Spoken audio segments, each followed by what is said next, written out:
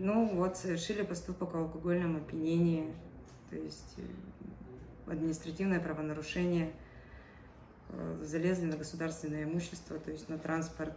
В сети было выложено на мою личную страницу в Инстаграме, то есть потом кто-то сделал скрин и распространил эту фотографию. Ну, не было намерения, в общем, как-то задеть полицию, правоохранительные органы и так далее.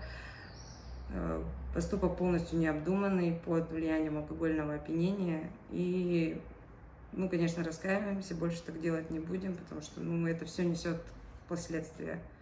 Так, получается, ночью сидели с друзьями, выпивали, после чего решили прогуляться.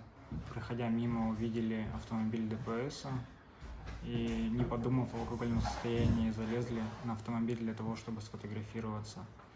Но сейчас я понимаю, за что это было, конечно, ошибка, это было в состоянии необдуманно, и прошу простить дорожно-патрульную инспекцию, а также правоохранительных органов, так как я сделал неправильно.